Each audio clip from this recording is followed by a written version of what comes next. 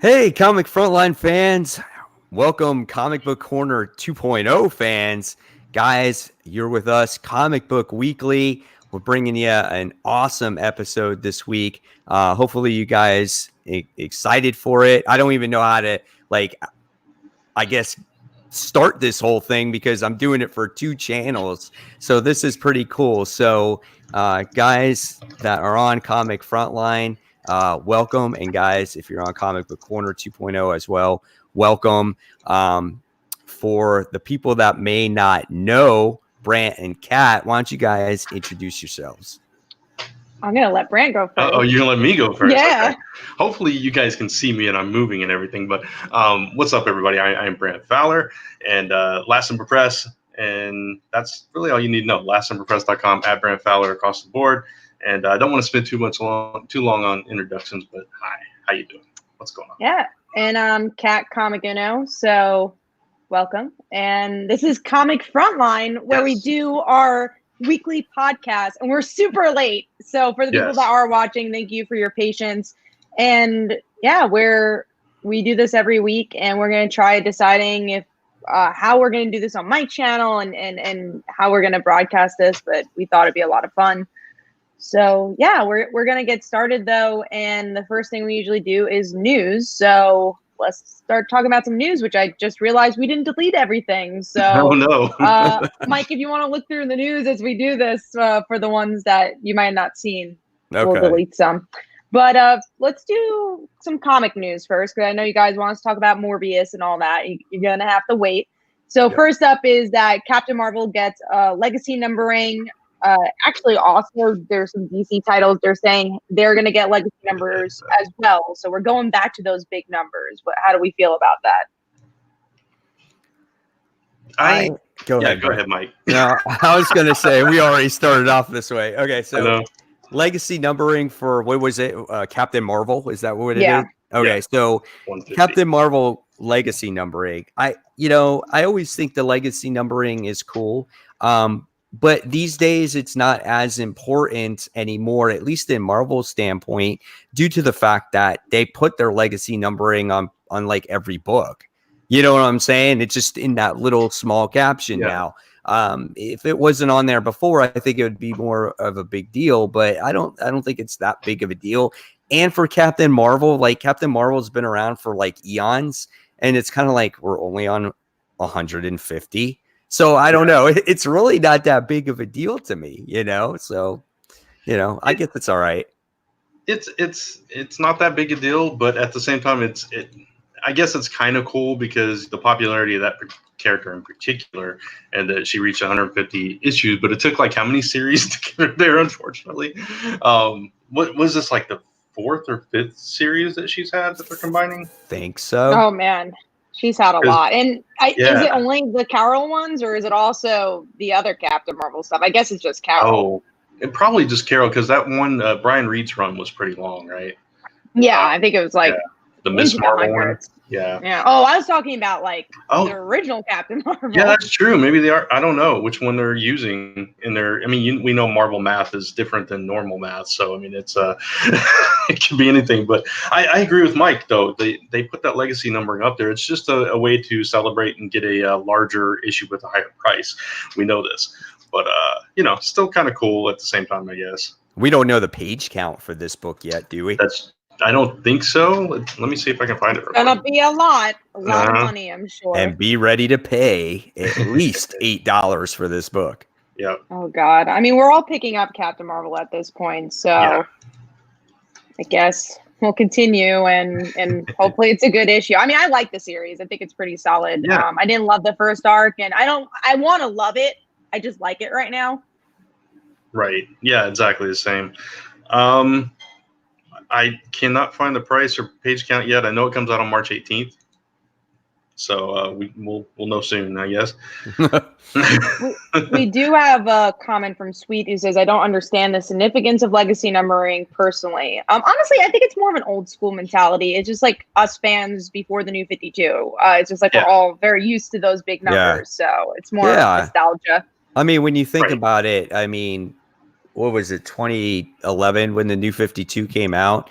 So nothing was renumbered really until that time period. It hasn't been into the last 10 years, in the last decade, until they started renumbering comic books. So that really isn't that long ago. Yeah. It looks like it's just $3.99. So it's a regular size issue. Actually. Ooh, nice. Yeah. I'm happy about that. Also, I just realized we started the show and forgot to mention that Chris and Michael are not here. We're sorry. Yeah, we have 2 other people. Yeah, we do usually have 2 other people. We're actually at 19 viewers, so thank you guys total. So Chris and Michael, still dealing with some stuff. Also, it's Michael's birthday, so happy birthday, Michael. Happy birthday, Michael. Yep. We're hoping, and they said that they're going to be back next week. But again, we don't want to put any pressure if they're not. So hopefully you understand if, they're taking their time. Okay, but let's move on to the next thing, which is Kirkman and Chris Samney's Firepower gets prelude for its graphic novel. And what I find so interesting, and actually Newsarama just put an article about this, which I have to still read, but how Image and Indies are converting to graphic novels and trades more than single issues. And we've seen this a lot with the indies. Me and Brant are both comic creators. Floppies are hard to sell. Trades are a lot easier to sell because you could put a higher price tag to it. And also, like, a lot of people who aren't comic fans but like comics like reading collections because they feel like they're not reading comics. You can also get it into more markets because you can get a trade in libraries and bookstores and things like that a lot easier. Yeah, for sure. So this totally makes sense, especially for something that's more in the mainstream because it's Kirkman, and I'm sure he's going to want to pitch this somewhere. So it makes sense that they want to try doing a graphic novel. I don't know if I'm going to pick it up right away. I know this is going to be before the new one comes out, but I think I want to try out issue 1. If I love the story, that's when I'll pick up the prelude. But I'm like, this is okay. I'm not going to spend like $15 on it. Yeah. So Brevin Campbell says, I'm a newish reader and I still enjoy it. It's more confusing that there are 20 number ones for one story. And in that aspect, I can agree because say, for instance, if you're going to read a Spider-Man book, right? And you're on like volume 5, like which one do you actually, pick up? You know what I'm saying? It's kind of like readers kind of won't really know that. You know what I'm saying? Unless it says like a volume 1 or 2 or something like that, Yeah. So it can make it a little bit difficult. Yeah, definitely. I think the idea of relaunching with number ones is, it's kind of you get both sides of it, right? Because for one, it does make it more new reader friendly because it's an entry point, and it's like, okay, I can pick this up because it's issue number 1 and I can follow that along. But at the same time, if you are a longtime reader, or if you realize after you've read that there's a lot that came before it, it's like, oh, well, then where does this fit in, and that kind of thing. So it's a two-edged sword, I guess is the word I was looking for. Right. Yeah.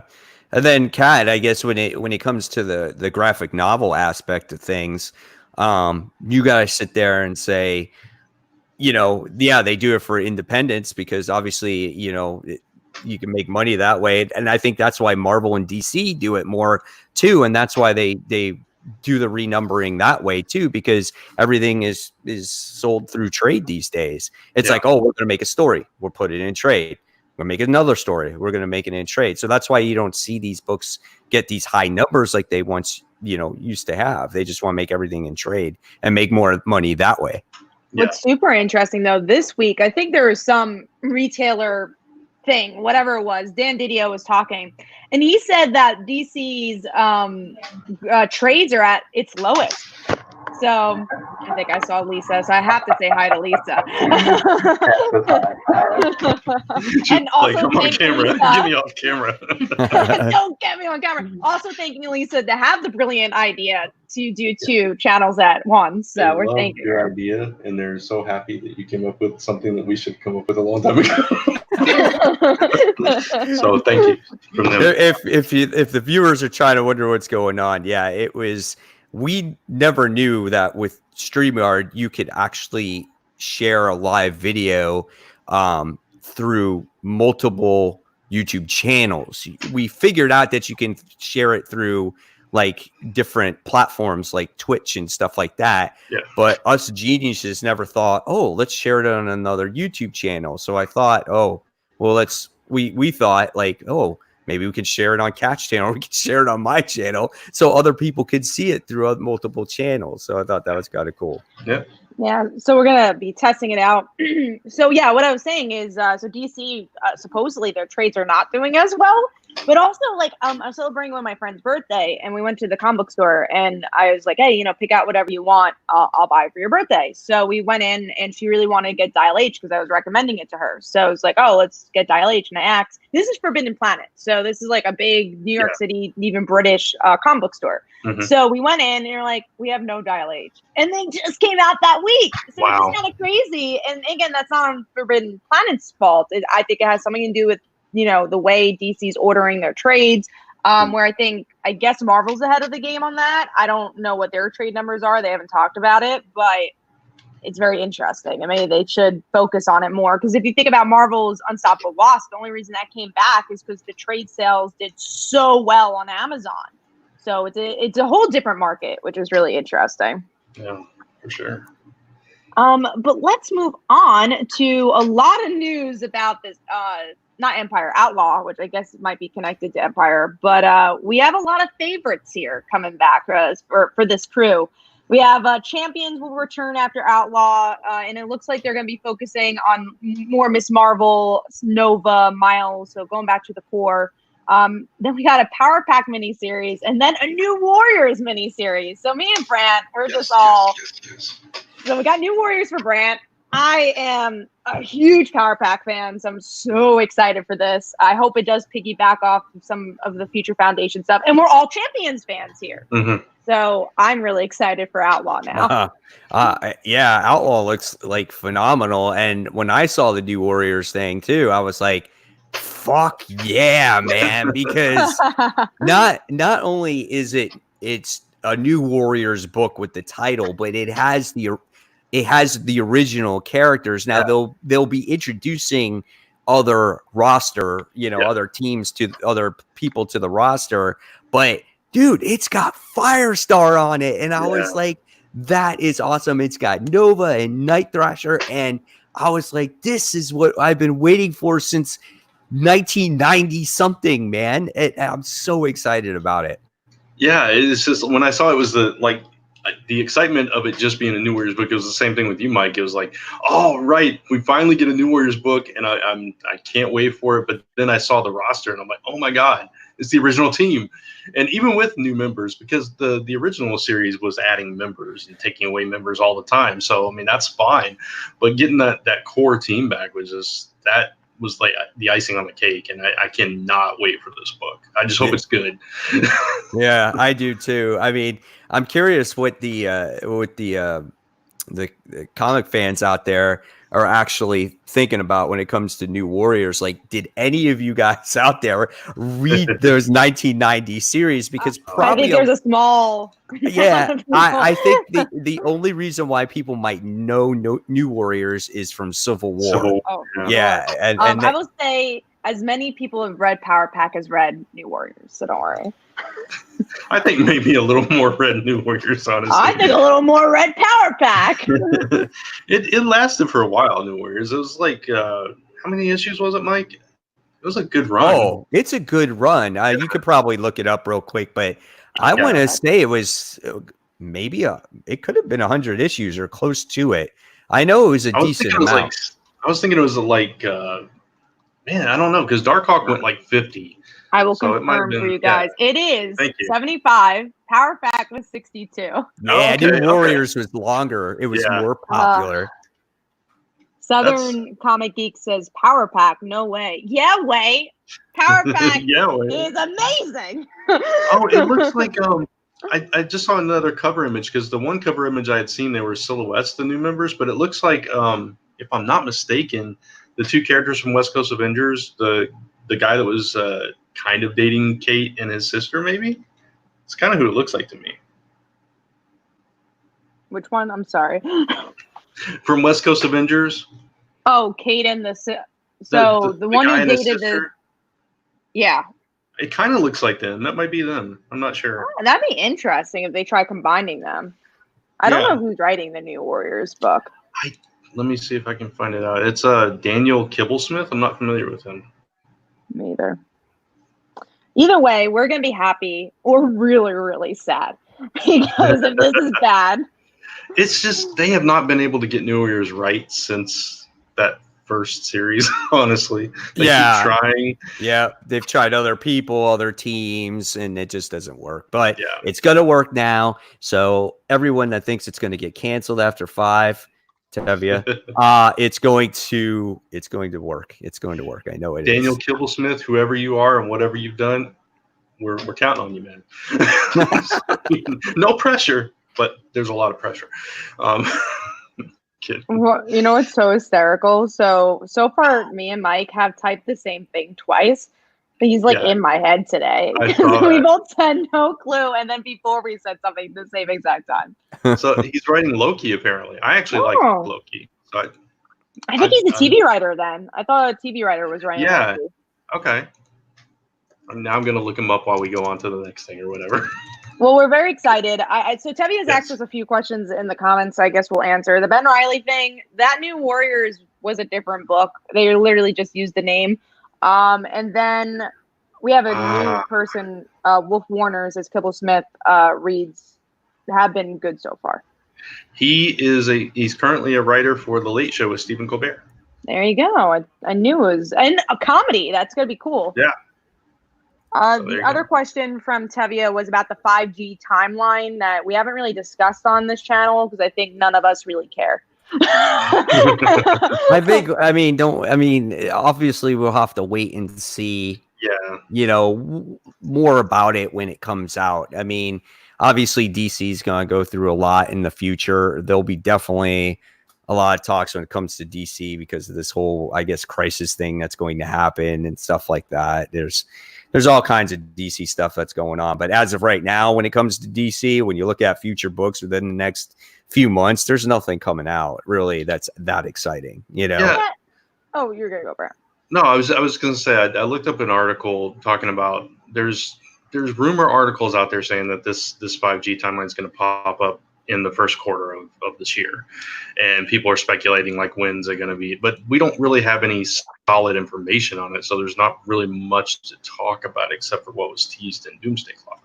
Well, also that, and then for me, and I think for a lot of us here on this panel, we come from more of a character standpoint. Like when it comes to the mythology and let's describe all these timelines, it's just not in our blood. We rather talk about this really awesome moment that this character ended up doing. I know obviously it will affect the character journeys, but for me, unless it builds up to a really cool character moment, I'm not really focused on, Wonder Woman landing on her island in 1950 instead of 1920, whatever, just changing the dates.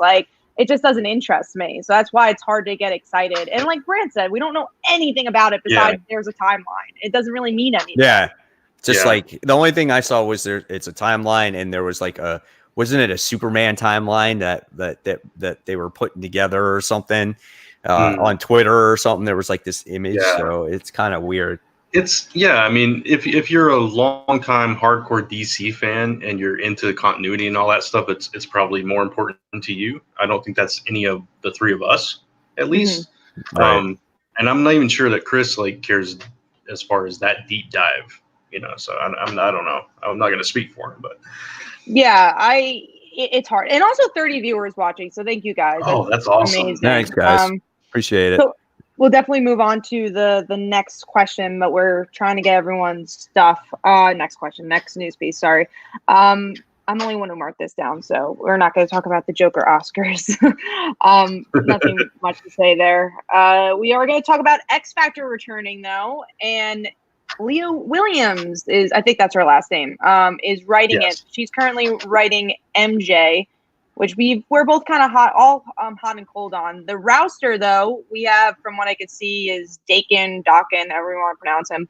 iBoy, Rachel Gray, who's now called Prodigy, Polaris, and that's all from the list I could see. That's it?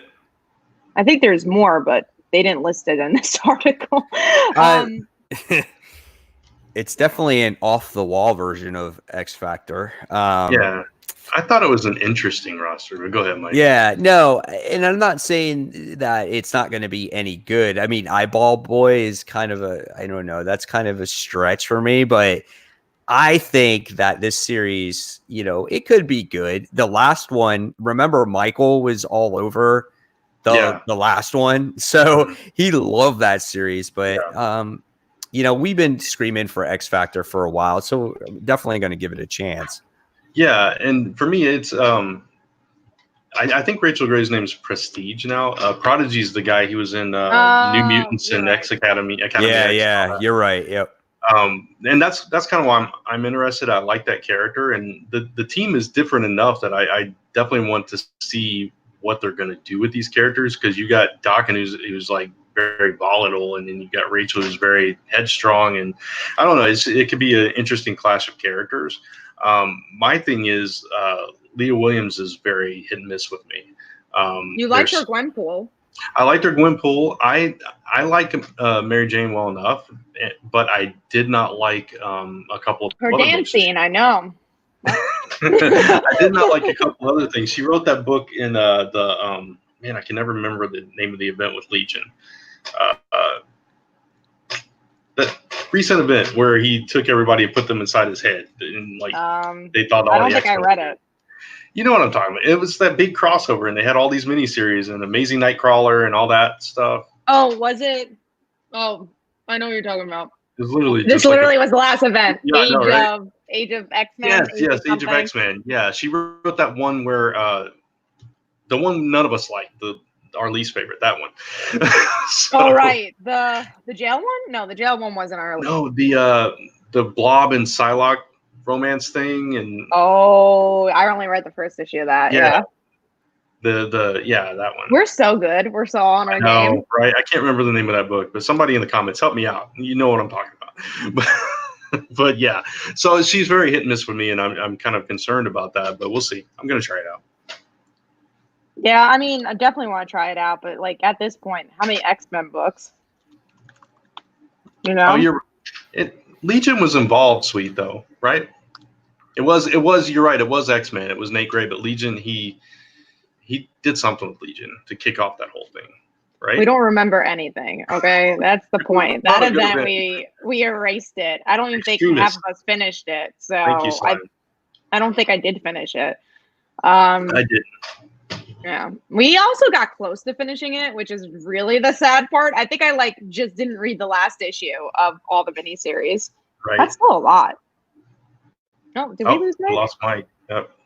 It's kind of back. We're on his channel. He's like, I'm done. Hi, Mike's channel. No. He'll be back. Who are these people? Why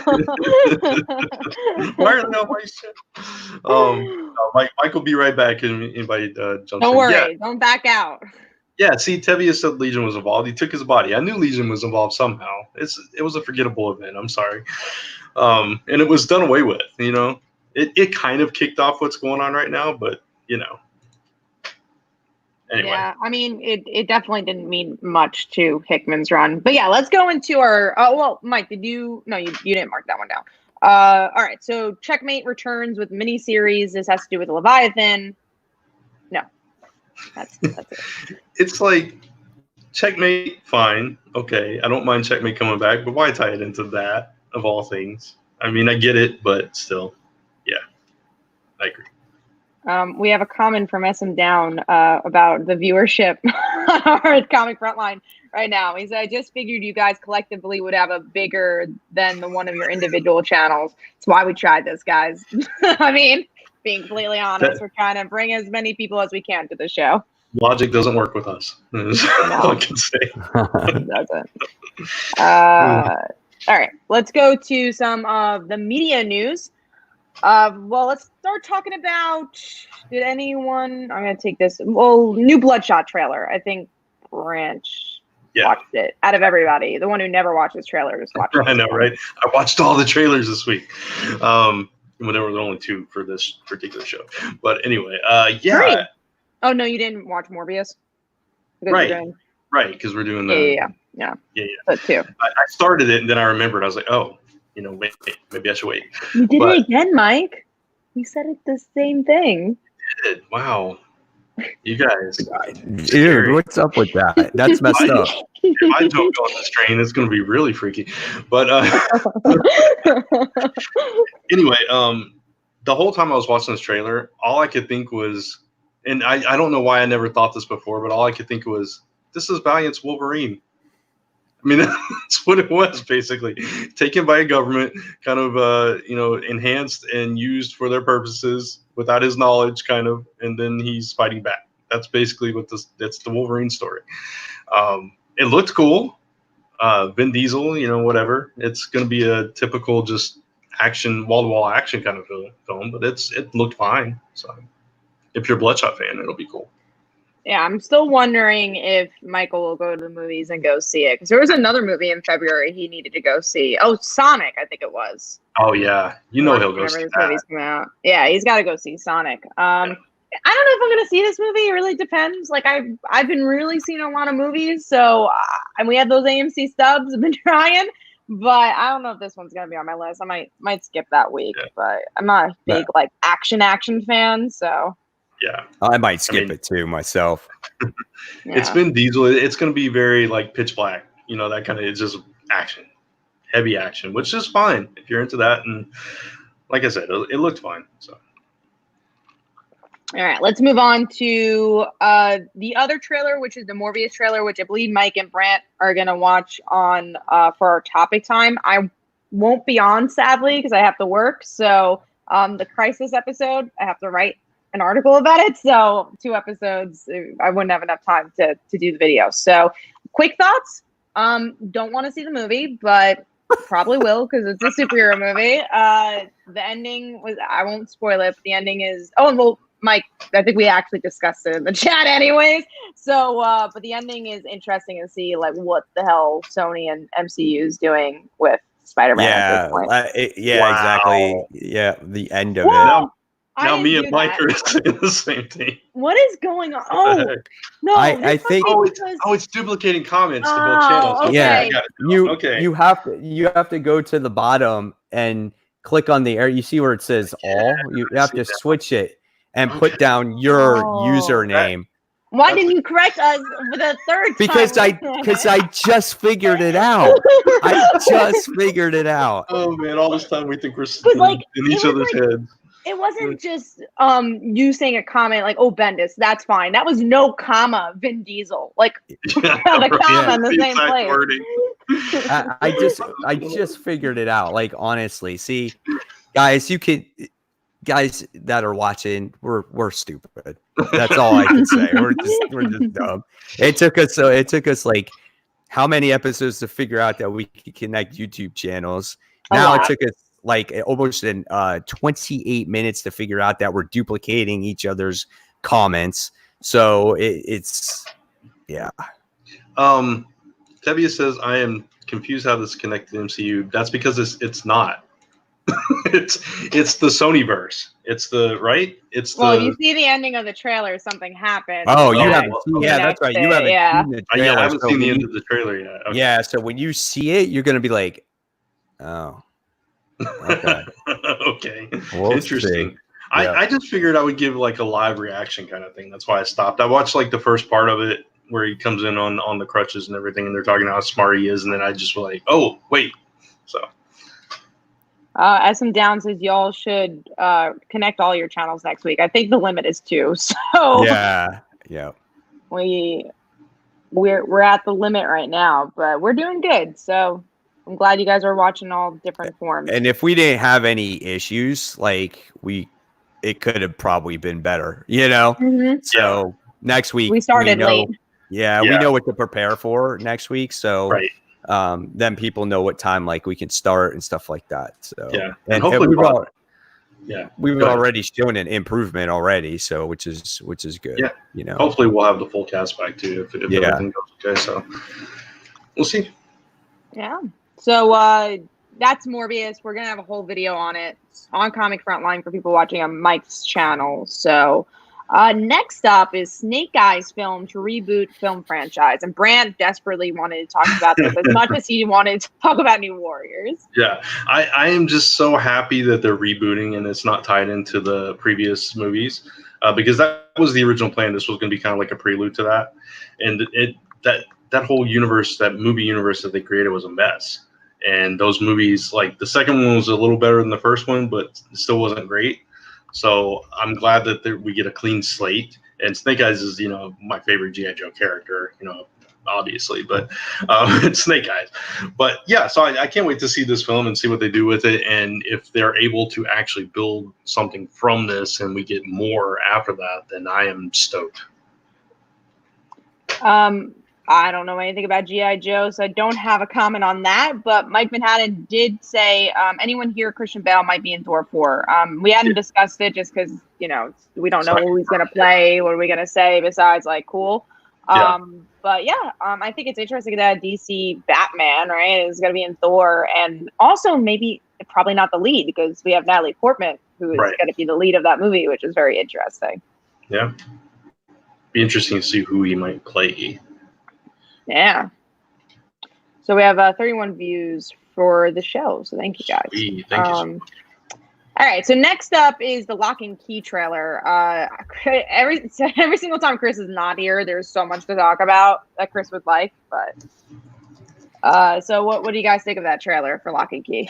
I actually loved it. And this is for somebody. Goddamn, I can't believe I have never read this series, and it's because it came out right before I started getting into comics again, and I just never got back into it. And when I saw this trailer, I was like, is this matching up to the comics, or are they swaying it, or is this supposed to be scary? Because it didn't look that scary to me. There are elements of it that get a little spooky and scary. It starts off kind of subtle, and then it kind of builds up to this thing that happens that's kind of creepy, and creepy things start happening. But I wouldn't say it's full out like horror, right? Locke Key. But there's elements of that. What you want to add? I just said Oh, see, okay. she's a big Locke Key fan too. Lisa's over here working. Yeah, I wouldn't read it if it weren't complete. Yeah, she wouldn't read it if it was complete straight up horror, but there are definitely elements of it. So it's kind of one of those things that kind of mixes genres a little bit. There's a little bit of fantasy into it. There's a little bit of, would you say, not really sci-fi, but like a little bit of mystery. Yeah. Kind of, I don't know. It's just good. I think you would really like it, Mike. It was I didn't read it when it first came out either. A friend of mine turned me on to it, not Chris, no, another friend, and I went back and read like the first couple of, because it came out in miniseries. I went back and read the first couple of miniseries and fell absolutely in love with it. It just has those elements, and they're like in this house that they inherit, and they start finding these keys, and all these keys do weird things, and the deeper the story goes, the weirder the keys get and the weirder the things keep happening. And then you find somebody that's, like I said, the creepy stuff starts happening. And then it's like, okay, they got to try to contain this thing. And it becomes this thing where they're racing against time to fix this and that. So I thought the trailer really matched up well to the comic. And I've been waiting for this forever. This has been a start and stop kind of thing. They had a deal, lost a deal, had a deal, lost a deal, and finally we see this, and I can't wait for it. I'm so excited. Would this be adequate for almost a 13-year-old, or is it too dark for him? Would you say it's too dark for a 13-year-old? I'm not sure. She's not sure. I'm not sure either. Because based off of the preview, off of the trailer, it didn't look that bad. You know what I'm saying? Yeah. Like, hey, it looked like a bunch of kids, exploring and shit like that. It almost reminded me of, like, in a way, Stranger Things, Yeah. I would say it's not any worse than Stranger Things. And it's still definitely haven't seen that current. it's nowhere near like a Haunting of Hill House or anything like that. Okay. Also, haven't seen that current season. I heard that's an anthology, which kind of pissed me off. It is. I'm like, oh, do you the same want to watch it? actors, which makes no sense. It's like, no, it didn't. I mean, the one reason I haven't seen is because I kind of know what stuff happened in it. Didn't they like end on cliffhangers too for the original season, or did it wrap up? It kind of wrapped up. It left you wondering what happened. Like it was kind of like a Sopranos ending. Okay. So we'll see. I've been waiting to see if like the next season is good, and if I hear it's good, then I'll like go back. And then Stranger Things, I think just waiting until we hear an announcement for the next season, or maybe I'll just watch it in my spare time. But I don't have any. So Stranger Things was really good. Yeah, it was good, and there is another season for Stranger Things. It's already been. Oh yeah, no, I know. Yeah. I just mean like when it's coming out, so I don't have to like, wait as long, because that's what I think I did with the first season. Actually, I just kind of waited until. Right, it was closer to coming out, yeah, so I didn't have to wait. Okay, let's go to our last topic, which is the Birds of Prey second trailer that came out. So if you guys haven't been watching Harley Quinn, definitely recommend you should. It's an amazing show, and it's really the only thing out of DC universe that I'm really excited about. But because I watched that show, and I think they did Harley's character so well after the Joker, it kind of leaves me with a bad taste here. So I'm like, I don't really care about her character as much because I didn't like Suicide Squad in this universe. And then B, yeah, we're kind of telling the same story. And then, obviously Cassandra Cain is out of character and Barbara's not in it. And obviously I'm going to go see it, but I'm not super excited. I love Margot Robbie, so I'm excited to see her. Go ahead. Oh, did you not mark this one, Mike? I don't have much to say. Can you hear me okay? Yeah. Okay, because my internet all of a sudden started slowing down on me, so I'm debating if I should sign off. But when I saw this trailer, I am not excited for this movie whatsoever. It looks horrible in my opinion, and I just feel like it might be too much over the top for me. And I kind of liked Harley in Suicide Squad, but because I don't think she was overused. I feel like in this movie, she's just going to be overused. And I have a feeling it just might get old. And those other characters are probably, I don't know. The trailer just doesn't do anything for me. I have similar feelings towards it. Right.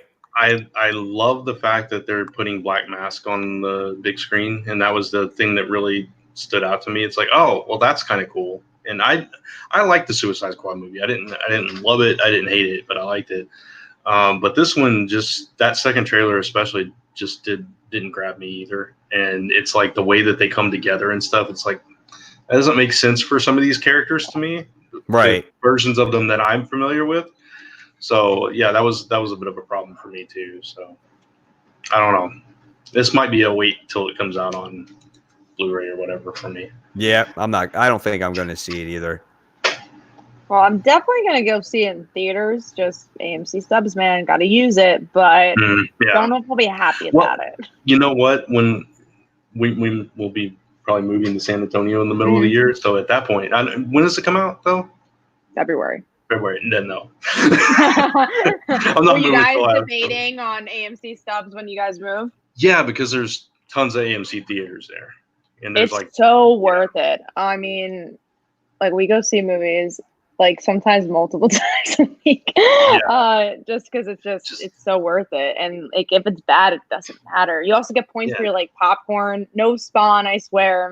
We're not getting paid for them. But where we live now, we have to drive half an hour to get to a movie theater. Ooh. So yeah, it's not worth it right now. But if we're in a city where it's right down the street, that's different. A lot of people want us to talk about the Superman news, but honestly, we talked about move? It got picked up for a show, but like for the season. But we already talked about it when it was announced, so we don't really have much other than cool. It's picked up for a season, which we all saw coming, Right. So those are our thoughts on Superman, I guess. Let's see. Brevin says this will either be a train wreck or Venom. I mean, Venom is just like such a special movie where it's just like it's not good. It's so entertaining for some reason. I know. such an entertaining movie. There's no reason you should like that movie, but we all like it.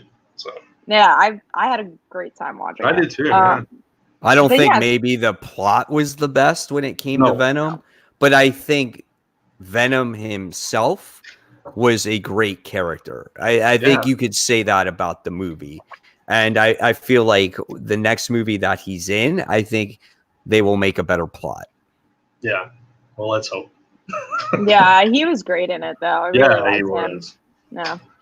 So, and we hated the trailers for that. So, who knows? True. But yeah, we're gonna go into our under the radar books. So, I guess I could do this, and then we'll move on to Mike for the big books. But my under the radar this week is Witchblade, issue 17. I always say this about Outcast and Witchblade. It takes about 10 issues to get there, but there's always like a good issue in the mix.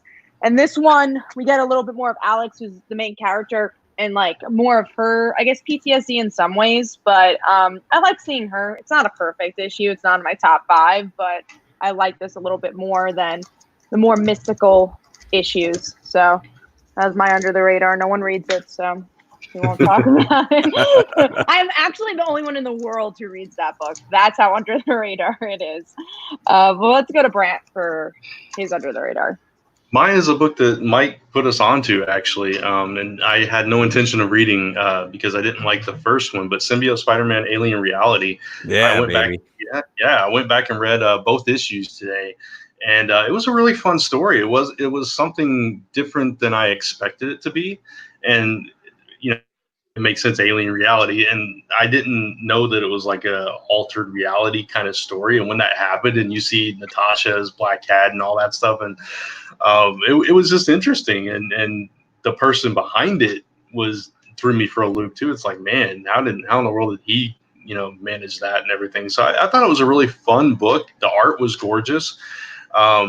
Peter getting to see Ben and then lose May, and right after the other was just like, oh man, this guy is just it's typical Spider-Man getting put through the ringer at every turn, but it was really good. A lot better than I expected. The book puts you through a whirlwind of emotions, and it's stupid. It's called Alien Reality, right? And you're like, oh, it's a different reality. But did you ever think when you were reading it, when he goes to that door, he was going to see Uncle Ben? Did you ever think about that? I actually did. Did you? As soon as reality changed, and he was like, he talked to May on the phone, and she said, "No, you're thinking of Ben." I was like, immediately I thought about that. I was like, I wonder if Ben's alive, and it didn't make sense. Like, well, why would he give him Ben back? Right. But yeah, so I kind of thought maybe. Yeah, and then I was like, but then I didn't expect Aunt May to die. I was like, yeah, I know, that's what threw me. You can't have two parent figures for Spider-Man. I did skim through it. It definitely looked really interesting. I like that. It kind of reminded me of Spider-Man Life Story, where there was a lot of twists and turns in the story. Yeah. I wasn't a huge fan of Land's art. I know that you felt differently, Brent. I usually like him on and off with it, but sometimes those smiles, they get to you. Peter's the only one I had a problem with in this issue was Peter's expression when he saw Ben. It was like that. Yeah, it's like way over the top, right? Yeah. That should be our thumbnail, Brant. It's just your reaction. Right. Peter Parker. What did you think? Though, did you think when you first read that first issue, though, that was Mary Jane as the Black Cat? As Black Cat, yeah. That's what my immediate thought was. Right. And then you're like, Natasha. I'm like, oh my God. That's wild. There's a lot of Natasha, though, because she had a lot of books announced for the next couple of months. Because of the movie. So it's like, of course, we're going to try to her. For sure. Of course. Toss her in everywhere. Yeah. All right. So let's go to Mike's Under the Radar for this week. Well, speaking of Black Cat, mine and Brant actually told me to read this issue because I've been collecting Black Cat because of the J. Scott Campbell covers. And that's honestly the real reason why I collect it. Just like I collected Catwoman covers because of Art Germ was doing those covers. And but the Black Cat this time around was the beginning of a new story arc, which was kind of cool. But the main thing that I got out of this one, it felt more like Spider Connected book, which was kind of cool as she was teaming up with the Beetle and whatnot. and the cool thing is we got to see a relationship with Felicia and her mother, and I thought that was really kind of cool as well. So overall, it was a solid read, and I'm probably going to continue to read it. And the artwork was improved as well. It's not over the top like sexy black cat, it's tastefully done. And I liked it. It was really done nice. Yeah. I'm glad you got a chance to read it, because there was so many like Spider-Man in the know kind of stuff tossed in this issue in particular that I thought you'd appreciate. So yeah. And if you check our polls this week, we had a lot of those Spider-Man related panels in our panels of the week. So go check that out. We always have a really good time doing that. So those are all the under the radar. So we're going to go into the big books of this week, which honestly, the past couple of weeks have been really, really difficult. So there hasn't been that many big books that we all read, A, and then B, that just are coming out. There's nothing that huge coming out right now. All right. So for the people watching on my channel for the first time on Comic Frontline, this is kind of what the show's format is about. We talk about under the radar books. We talk about these under the radar books are the books that, normally maybe people might pass up. And then we go on to like the big book discussion. And as we talk about the big books, we talk about the top 5, our favorite top 5 books of the week. And if we already discussed it, we'll be just like, yeah, my number 5 is blah, blah, blah. Okay. But if you want to put your top 5 in the comment section, we will highlight your comment. Or if we have a chance, we'll try to shout it out as well. Okay. So this way you guys are in the know. Now, people that have been watching on the Comic Frontline channel, you guys know what the deal is. We've been doing it for years. So, all right. Before we get into it, spoiler alert. Yes. Spoilers. Do we have the thing? The noise? I don't have the noise right now. No. My images are really slow because for some reason. Oh, yeah. It was on there. Yeah. Yeah. It's because going slow. Gotcha. All right. Yeah. So next, we will talk about the first big book, and this was probably the biggest one of the week. That was Batman issue 86. So, what did you guys think of it? I thought it was really solid. I enjoyed it. Like, I felt like if you like Tom King's run, there's enough threads there that he gives you the Catwoman stuff. Alfred's dead. You deal with that. I like the new direction of him making a new Gotham through Bruce. I thought was really interesting. So, I thought it was really solid. I like the artwork. That's all I have to say about it. No, I agree. I think it was very solid. That emotional beat with him realizing Alfred's gone was really well done. I thought it was a strong start to a new direction for the title after Tom King, like Kat said, after Tom King's run, and how we were kind of just done with that, ready to move on. So this was kind of a little bit of a fresh breath, but I still want to see more out of the story. So I'm hoping, as we go on, we'll get even more out of this. But it was solid start. Yeah, I agree. I thought it was a solid start. It's not enough to be like, oh, this is the best story in the world, but I did like the aspect that he's trying to change Gotham and he wants to build a better Gotham.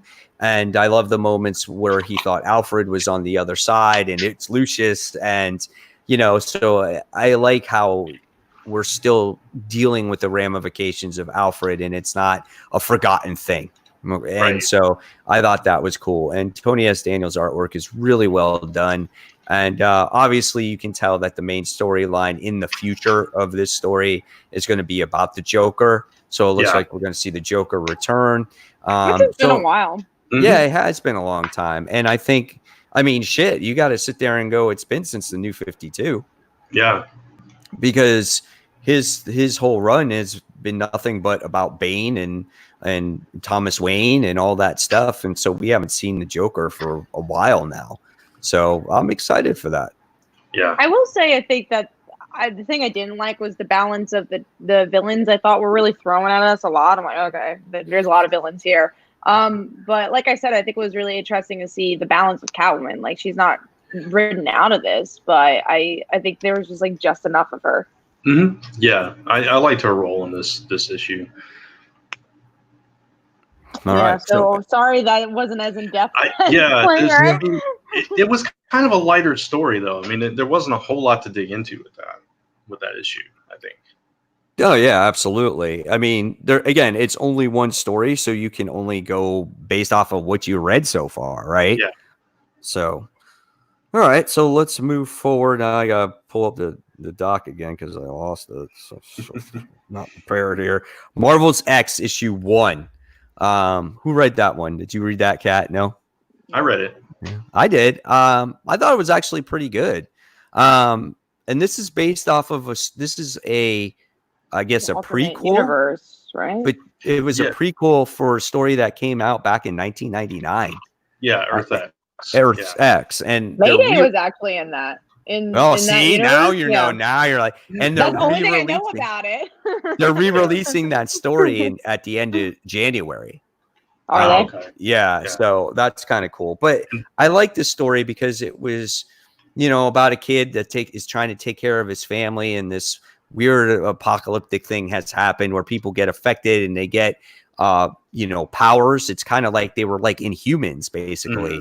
But they're kind of uncontrollable. They're just like, they'll go after you, they'll eat you, whatever the case may be. And this boy was forced to take care of his family. They all died or left, and then he winds up having to go with some trucker, and he's trying to find the heroes, and it's kind of how the story just stopped, but overall I thought it was an interesting read. It had me, I was turning the pages. I wanted to read more of this one. Yeah, I thought it was pretty good. I don't remember exactly what happens with Earth X. I'm not even sure I actually read it. I know there was never did. Yeah, I know there was a follow-up, Paradise X, a few years after it. And I'm not sure. All I know is that Mayday was not like very nice in it. Like she was like a little brat. So. Yeah. I'm not sure if this character David like ties into the overall story, or if it's just kind of like this little side story that they wanted to tell. So if anybody knows that would be cool. But I like the movement of this character, because like you said, he's sitting there just like playing with his little they were like paper cutouts of superheroes, and the news broadcast is going on, and then all of a sudden he's the only one in his family that doesn't get these powers for some reason, and he loses his grandma, and his sister flies off, his parents get killed, and then he's just, like you said, left alone, and he's got to at this very young age, he's got to step up and try to find somebody to take care of him, because he can't, it's dangerous out there, and he's being chased, if he doesn't go out like looking like he's wearing that goblin mask or something. It was a decent story. I enjoyed it, so we'll see where it goes from there. Yeah, absolutely. All right, so then what was everyone's number 5? Go ahead, Cap. Mine was Batman. Sorry to okay. about it. Okay. Yeah. Mine was Mighty Morphin Power Rangers Tmnt issue 2. This is a really solid series, even for a guy that's not a Power Rangers fan, like at all. I really enjoy the pairing of these two teams. It just works. For whatever reason, it just works. And this issue, you got the reveal as the Power Rangers, revealed their identities to the Turtles and all that. And we learn a little bit about Tommy's motives as to why he's actually there and in the mix. And by the end of the issue, Shredder's got the dragon coin and becomes the Green Ranger, and it's like, what the heck? And this is the title of our video, so we're it's our topic. We can talk about it here now. So I thought that was really visually cool, and it's like, man, Shredder as the Green Ranger, that's going to be interesting.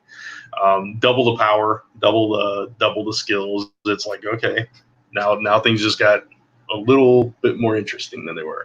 Yeah, they're mixing the mythos in a really cool way, because he goes to Rita, and that was really interesting. That was a super solid issue. That cliffhanger definitely made it, though. But I liked like the pairings. I thought that was really interesting to read. Yeah. I don't know. Like I said, for some reason this works, and I love the fact that like there was that scene where I think it was Jason and Leonardo were like overthinking tactics, and Trini just like said, just hit her in the head, dude. I love that. Yeah. It was just like, yeah, you stupid boys. That's why I love Ryan's writing, because it's just so character driven. It's always about the character. That's always what goes first. And he very much thinks about those plot lines. And you can see that bleed through here, even if you know nothing about Teenage Mutant Ninja Turtles or Power Rangers. It just kind of bleeds through where you can kind of understand them. So I've been really surprised how much I like this. I shouldn't be, because I really do love Ryan's writing, but I don't like Teenage Mutant Ninja Turtles. That's crazy. Right. And then you don't like Power Rangers. It's like, why should we like this? But we do. I know. And it's a book that Kat and I can agree on. So finally, right? And unfortunately, I didn't read it. Oh no! Yeah. Well, you like Teenage Mutant Ninja Turtles, so you I might do. I had a lot of books this week for me. I think I had like 19 books, and I wound up reading all of them. 19. Oh, man. I had 18. Yeah, I read all of them. But when you guys were like, "Oh, let's talk about the show topic," and then I'm like, "Oh, I didn't read that book." But it is an interesting concept, though. Yeah, you would like it, and the art is really good in it as well. I think just like visually, it was really interesting. So it was like, let's make that the topic. And also our Tmnt video did pretty well last time. So we're just like, let's make it the topic. That's true.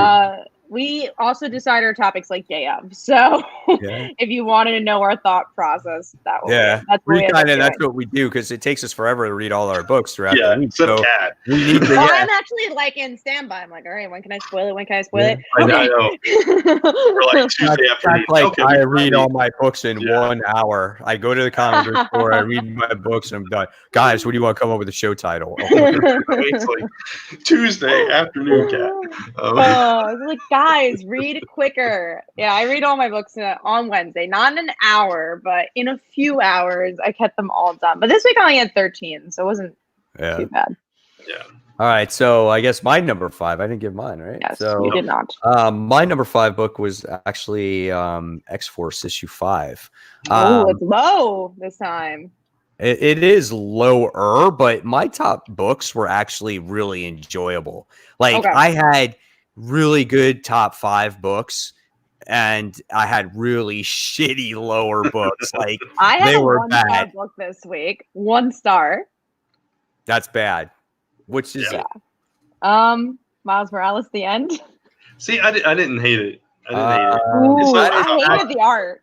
It's actually not my worst book, believe it or not. No, it's not anywhere near mine. Well, no, actually, it is my next to worst, but still, I still liked it. I loved it. Second to last book. I didn't love it. No.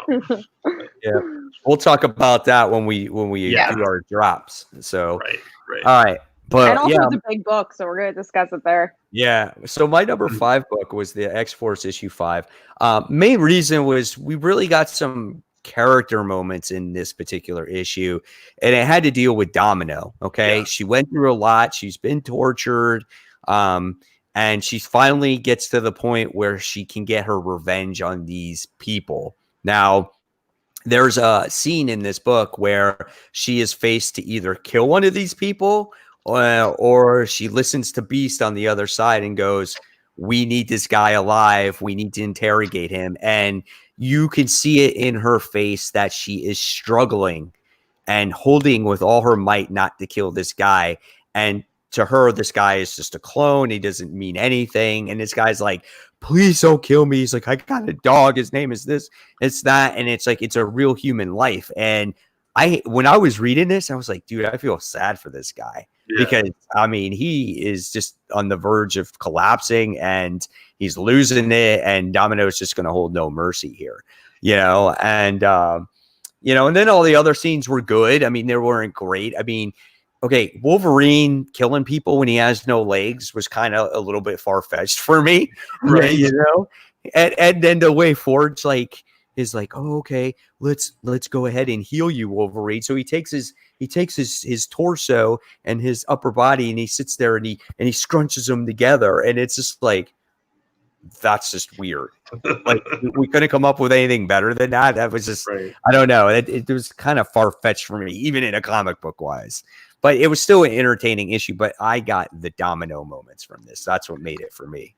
This issue actually was a little bit lower. It fell out of my top 5 this week because of all those reasons you mentioned with Wolverine and stuff. Domino was the best part of that issue, hands down.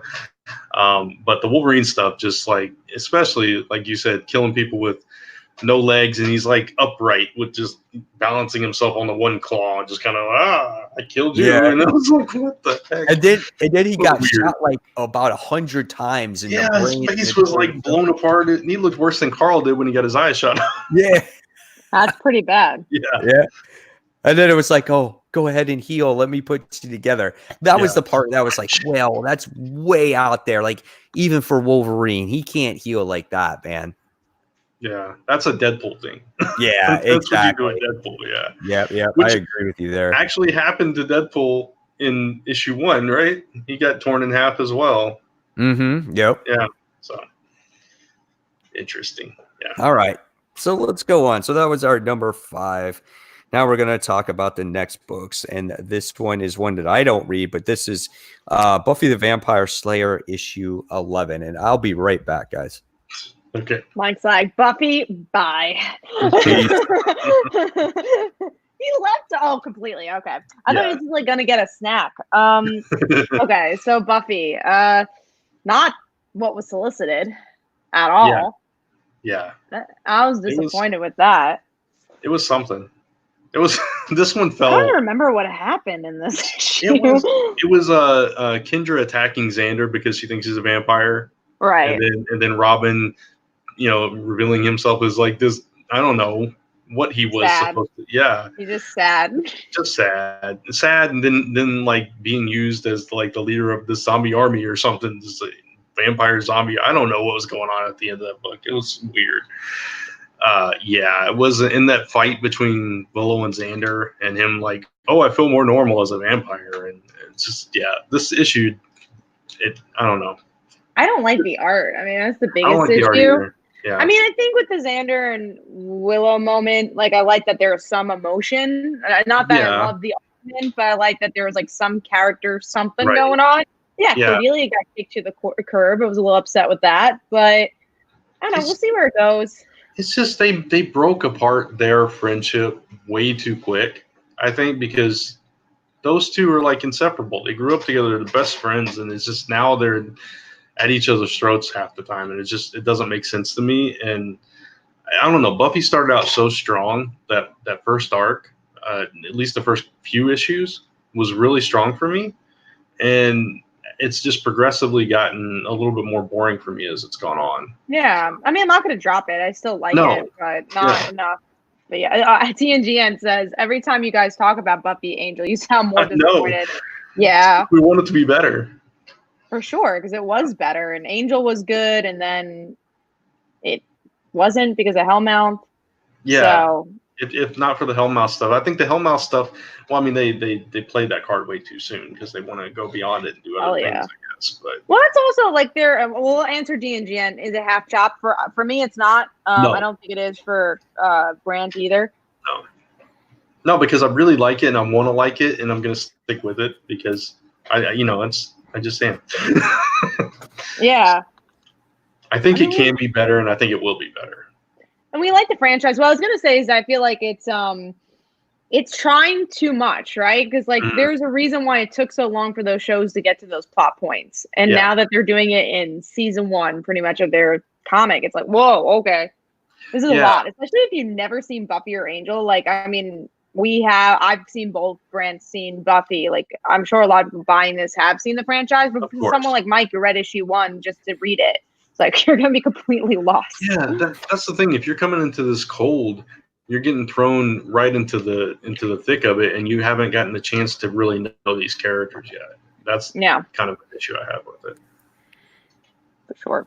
So that's our Buffy talk. Well, next time we'll see where it goes. All right. Great Buffy talk. I'm glad I was there for it. You were. We loved your input, Mike. We always appreciate it. No, sorry. I just tried to restart my computer so the show's not running as slow. All right. So let's talk about a book I know we all read. And this is The Amazing Spider-Man issue 37. So I would say that this book this issue was kind of a filler issue in many ways. Nothing really happened in it. We just get to see Spidey, he's overwhelmed. He has got no time. That dude's always overwhelmed. Yeah. I want to see a time when he's not overwhelmed. And he's got this contraption where he can actually see the future, and but it's not Civil War II. Right. It's just a little bit in the future so he can stop things from happening, which is kind of cool. Okay. So he gets to spend time with Mary Jane, which is great on the phone. He falls asleep by her side. That was a nice moment. Great little moment. That. Yeah. That's how you dance in a panel and make it. Yeah. It was very nice to include Mary Jane in a book that she's kind of not in right now. Right. So I thought that was kind of cool. And then at the end of this book, you wind up seeing Kindred again, and it doesn't reveal anything except bringing back the Sin Eater, right? And that was it. So when the heck are we going to get the reveal of this thing? Issue 50. Honestly, issue 50. Is it going to be the end of Spencer's run is when we're going to get the reveal of this? Let's hope not. I don't know. At this point, I'm just kind of ignoring it. Like, it's just like, whatever, we're never going to get the reveal. But the issue itself, because last arc was so bad, I liked it. It was like fun. It was just like what I liked about Nick Spencer's run in the first place. Yeah, it was the same thing. It's like, okay, we're done with that 29.9 garbage and done with the Teresa Parker stuff. So it's better, but it's still not what I want from this series and what I want from the character. And I like the Jonas stuff too. Him getting the offer and all that. So I'm curious to see where that goes and get him back in some kind of media that's not radio. It's a podcast. Yeah, which is fine. Yeah, which is cool. Yeah. So I like the comments on journalism, which was interesting. Brant will get this, but every single time I write something, people like to steal stuff. I like that the whole commentary about like where journalism is going. So yeah. Sweet says I dropped Spider-Man after the Kindred arc, a Craven arc. I was like, the Kindred arc is still going. It's not for me. Yeah, I can get that's not for everybody, but I think this is the best Spider-Man's been in a really long time. Yeah, absolutely. As long as we get to a point eventually, because I just don't know how long you can draw out a villain. I agree with TNG in here. I want Boomerang to figure out that he's Peter Parker, that Spider-Man's Peter Parker. Yeah, just it's inevitable. It's got to happen, and I want to see how that plays out, because we haven't seen that relationship for a while. And I think that's why the series is lacking a bit. Everything that we loved about the series in the beginning has been kind of put back on the back burner. And it's like, we need to get back to that. And I felt like this issue was kind of a step in the right direction. So let's continue that direction. Right. Sweet says, I did love Spider-Man Life Story a lot though. Yeah, we all loved it here. It was a really good arc or mini series. All right, so let's move on. Let's talk about our number 4, guys. My number 4 this week was, a book we already talked about, which was the Marvel's X book. So I enjoyed it a lot. So what else? What do we got, Kat? What do you have for your 4? Mine is Power Rangers Tmnt. Cowabunga, dude. Give me some pizza. Yeah. All right. They didn't eat any pizza in this, I don't think. They talked about pizza, though. They did. This is where I disagree with everyone. Let's hear it. Oh boy. Is it Miles Morales the end? No, Star, number 1. Oh, okay. I like the book. Wait, this is real life right now? No, I'm fucking Mike. I really enjoyed it. I know you did, Mike. It wasn't. Listen, it wasn't my last pick. I mean, it was like 5 or 6 from the bottom. And I get what you're trying to do here, because it's like it's a one and done story. So you got to try to fit in and do the best that you actually could. Sure. And I get like he was heroic and he died for what he believed in and things like that. But I hated the villain in this book. I wasn't a fan of the artwork in this book. And I don't like the hero. I don't get why she has her own book. So but it wasn't. I didn't. It's not 1 star for me, but I didn't think it was top 5 material. Star. Yeah. Wait, are we talking about the same book? What are you talking about, Mike? I thought you were talking about Miles Morales. No. Oh, we're You're talking about Star. Oh, okay. That's why I asked if this was real life. I was like, wait a minute. Who died? Who We can died? talk about Miles if you want. I thought I missed something. I thought we were still talking about Star. Okay. So we're talking about Star. Yeah, we're talking about Star. Okay. Well, going back to that. It still wasn't my worst pick either. I think it was actually one worse than Miles Morales. Wow. Okay. So there you go, Brent. You asked it. You got your answer. There you go. Yeah, so give me 1 second, please. I'm sorry. I gotta give my thoughts. Ben has to go cry in a corner. I know, right? No, so I know that I watched your video, Mike, and you were talking about you didn't like this particular element of the story, but I really like that she went to Jessica Jones, because like, who else do you go to when you need superhero detective work done?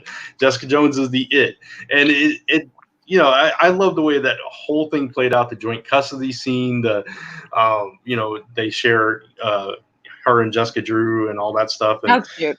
Yeah, that was cute. And her trying to mind control her, and just that whole thing. You don't know me very well, but yeah, that's probably not the thing you want to do with me. And then just kind of breaking through that and all that stuff. And just trying to figure out what's going on with her and how she uses the reality stone. I thought was, yeah, go ahead. Don't you think, though, like the way it was being used is the completely wrong way, and you can't, like, it's not a mind stone. She's trying to get into people's minds with it. Yeah. And why would it not be like the reality? It's supposed to augment the reality. Why is it that? That's a good point. I hadn't thought about it like that. Right. So that's why I could not put this any higher than I anticipated. I get where the book was going with the character, but the way the reality stone was treated was not the way it's supposed to be. I didn't even, that didn't even dawn on me until you just said that. Yeah, you're absolutely right. She was using it like the Mind Stone. I didn't put knock that together. shit down. Knock that shit down. It is no longer in the top 5. See? That's true. Yeah. So if that wasn't in my top 5, Power Rangers Tmnt would move up, and then I think Ghost Spider would be my number 5. But anyway, I'll stick with it. Yeah, I'll stick with it because you already made it that way. But I put out a good point. Yeah, you did put out a really good point. I like the character. I like the way she was handled here. I like the art in the book, except for Titania. She looked weird. I like the art. I enjoyed the art overall. I thought that was the best part. But yeah, I don't like her. And I love, like, when we were talking about this, the joke was that I was like, oh, Kat, you're gonna love it when you read it because it's like your type of book. And I'm like, I don't know, she just doesn't interest me. And I read it and I'm like, still don't care about her. Yeah, it's interesting because she's she started out just like as this reporter that's helping out, and then she becomes evil in that whole arc with Captain Marvel, and now she's trying to quickly though. I just don't. I wish we saw how she became evil. Maybe I would care more. Yeah, I understand that. So, but we'll see where Star goes. And sorry I got that confused, but they're all really confused. Both lower tier books, and maybe Star was using the reality stone on me to sit there and be like, oh. Anyway, okay. Star's behind Alien Reality. That's yeah. I would read that book if she was behind it, like just finding out how she created that book. Right. Gotcha. All right, so I guess we're gonna move on to the next big books, right? Which is we already talked about both of them. We already talked about everyone's number. What are we up to? We're up to number 3 or 4. Yeah, we just did 4. We just did 4. Oh, okay. So we are talking about the big books, and yes, we did talk about all. We did talk about. No, we didn't, because we didn't do Young Justice, so we skipped. Oh, we skipped. Well, we talked about X-Force, but we didn't talk about Young Justice. Guess what? Young Justice was my number 3, so we can go ahead and talk about it. Was it? Wait. That was your number 3. Yeah. Young Justice. Yes. Young Justice is your number 3. We're communicating, and we're on the right page right now. Yes. Okay. Go ahead. I think we know Mike's opinion. Yeah, exactly. I just loved all the characters we got to see in this book. I love the blocks of dialogue. Me too. The dialogue was a little heavy. I agree, especially in a few panels. It was just there are some panels where there's more balloons than visuals. I agree. Most of the panels. I completely agree. And as a letterer, I hate lettering books like that. It drives me absolutely insane. But I totally get that. But the introduction of the Wonder Twins and the way that they were introduced and how they took them, captive and all this stuff, and they're trying to explain who they are and all this stuff. I thought that was funny. The Dial H kids coming into it. That was the best part. Yeah, that was the best part. And, Miguel basically becoming Spider-Man, which was really cool at the end. No, that was stupid. I thought it was cool. No, don't be a Bendis wannabe Spider-Man. I looked at that. It is Bendis. I know, but it's Bendis, and he's like, "Oh, let me make him Spider-Man." No, if you want to do Spider-Man, go back to freaking Marvel and write your goddamn Ultimate Spider-Man. He can. He has the exclusive deal. He wants Miguel. You know what he's doing? Spider-Man. He's crying right now. He's crying. He's going, "Oh, I wish I was back at Marvel." Going back to Spider-Man because everyone loved me there. Everyone hates me now because I do Superman. That's what he's thinking about right now. No love for Superman. Yeah. Okay. Yeah, this book was rough. I'm sorry. I liked that moment, Brant, with Dial H. I thought that was cool. And I was like, oh shit, like I'm gonna have to continue reading this if they're gonna be on the team from now on. Yeah. But you know what? At the end I shook my head and I'm like, no, I can't. And I'm just gonna let you know I'm probably dropping this book. You're chopping block. No, it's just it was I meant to go put it down and I forgot because my phone was on the charger. But there's just too much. There was like too many characters. It's like, oh, we have Naomi in here now. Now we have Dial H characters in here now. And they're all talking. And it's just, there's too many characters on the page. This person's saying something, that person's saying something, this person's saying something. Sometimes they repeat themselves 100 times. And it was just like, and you still don't know what's going on with what's her face and Drake. Like, you still don't know what's going on with that. Oh, Steph? How do you call her what's her face? Yeah, I'm sorry because I just drew a blank. That's all. Yeah. I totally get that. I really do because it's a similar problem I have with a lot of Transformers books. It's the same kind of thing. Right. So many characters and so much talking that you just can't. So many robots. So many girl robots. It's crazy. That's what I had an issue with it. Really, just too much going on. I don't know whatever reason. I thought it was just fun, and I think I kind of geeked out seeing all the characters together and interacting with each other, and that's kind of what I enjoyed about it. Mm-hmm. So the same kind of thing that bothered you, I enjoyed that aspect of it. So. What did you think? Sorry, Kat. What did you think about with Superboy on how he acted in this issue? Yeah, that was out of character for me. Superboy just starting to cry. Because he back that I didn't. He's angsty. But he's angsty, but he's not whiny. No, I agree. I'm kind of making a joke there. I don't think it was a character either. I don't know. I was kind of torn. This was a 2.5-star book for me. It was my second least. But I'm not gonna drop it because I like these characters a lot, and I know from Mike's point of view, like you're not as attached, so definitely drop it. I'm surprised you kept on with it for as long as you did. But yeah, I just feel like there's so much potential in this book, but I don't like throwing the word lazy, but I don't know what other word to use. It's kind of lazy writing in some. I don't feel like it's lazy writing. I just think it's almost like a wasted opportunity. I think that again, when you go back to him and all his other projects that he does, he's got a lot on his plate, and his grand scheme, I think he feels like I'm going to put all my Wonder comics and I'm going to put them together in one comic book and I'm going to blow everybody away. And I think for everybody, I think that just doesn't work for everybody.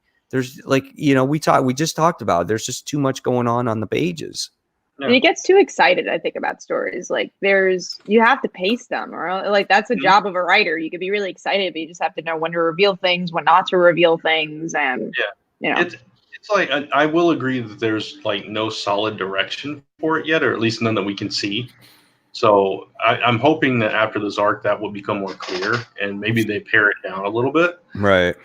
But yeah, I don't know. I think that was the thing. I just had fun with all these characters interacting with each other. Well, you guys keep me posted on it. If it picks back up again, I will pick it back up again, because this is one of the books, and I've said it a lot of times, that like I truly, really want to like it, and I think it's a good looking book as well. The story's just not doing it for me, Yeah, I get that. Art is good. I agree with that. Yeah, we'll let you know. Honestly, so far, I don't think this book has really impressed me at all. So I don't know when that moment's going to come, but I don't remember like loving an issue. Just remember it was like, oh, it's okay. I don't think it's ever been in my top 5. Maybe the first issue or the Stephanie issue. I don't remember. It probably was at one point in mine. Mm-hmm. I know Chris, out of all of us, is enjoying it the most. All right, so let's then officially, Brant, that was your number 3. Yeah. Okay, so Kat, what was yours? Mine was Spider-Man. I had a good time with it. It was fun. Good. Yeah. Okay, cool. I literally talked about every single top 5 book before we got to it. I know the feeling, and mine was Batman issue 86. Oh, there you go. Yeah, see. All right, so let's move on now. Let's talk about. We talked about those, right? Yeah. Yeah. So we're going to number 2. Yep. Number 2. What was your number 2? Me or Brant? You. Me. Miss Marvel, actually. This is probably one of my favorites in a while. If you like Spider-Man, speaking of, I think it's a very Spider-Man-esque issue where Kamala fights her own costume and around the city, and she has no costume, so people could like realize who she is. I thought the comedy was really good. The emotions between her dealing with her dad and Bruno was really good. So it's what I like about Miss Marvel was done in this issue, and I hope it continues. When she contorted her face to hide her identity. I love that so much. Like, what happened to you? Was that the one that was on your panel? Yeah. Yeah, I saw that. Yeah. Oh, that was hilarious. Yeah. No, it was a good issue. It was a solid issue. Yeah. All right, Brian, what was your number 2? We already talked about Black Cat. All right, sweet. I'm glad you liked that one. At least we agreed on that one. Jeez. Yeah, right. All right, and then my number 2 was actually, I don't know if you guys read this, but The Rise of Kylo Ren issue 2.